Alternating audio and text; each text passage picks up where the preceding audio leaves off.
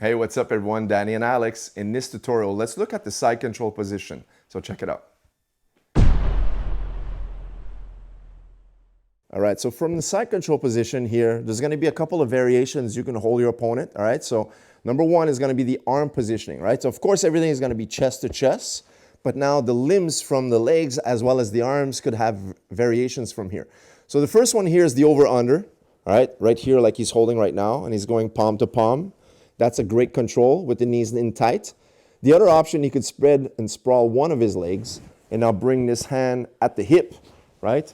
The important thing to understand when you're on top side control is to prevent the guard recovery, right? Anytime his knee is not tight against the hip or this arm is not there, now the opponent could start to create some space and now bring the legs back in to recover the guard, all right? So you want to try to prevent that. So now from here, if we look at the context of the Valetudo videos we looked at previously, look, if he has a nice control here, look, he can strike. We know this already, right? There's, let's say, elbows, right? If this was a self-defense or even street fighting, elbows to the other side. And then he can also headbutt, right? We talked about this in the previous videos. He could hold on tight here and now raise up in a tripod and knees. Right? There's so many attacks you can do from here. So it's important to understand this, right? But now we're going to look at the submission techniques we can use. All right, so the first one we're going to look at is a very basic kimura, right? If my arm is dangling here in front, look, he's going to trap the wrist, switch his base, and now look, as he gets to here, he's going to hold on the figure four, and now switch his base again, and step over to get the tap, right? We've covered this in previous videos. So now another one, if we move back a little bit, Alex,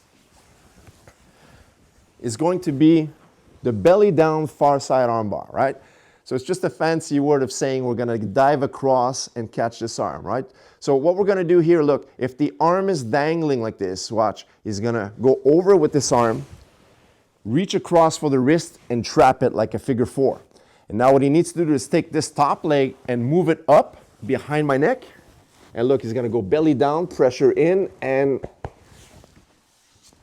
cause the reverse arm lock. So one more time, here we go. This arm is here, he traps it.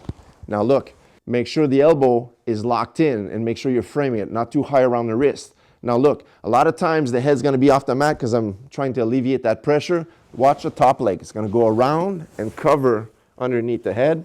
And now sometimes if the arm is here, look, he's gonna just circle the arm, switch his base, boom, and now go to north-south and watch from here. He's gonna bring this arm in, lift this leg, boom, the shin behind, into an arm bar.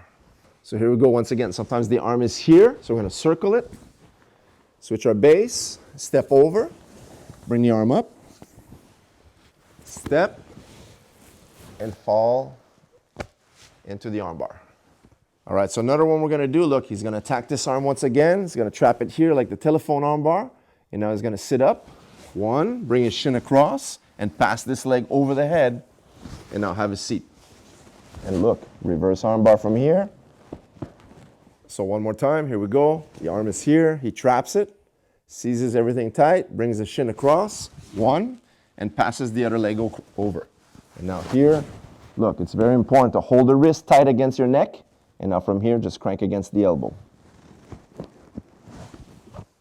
All right, guys, so there you have it. Some side control submission techniques you can use in Jiu-Jitsu. Hope you enjoyed this content. Leave us a thumbs up and make sure to subscribe. We'll catch you next video. Take care.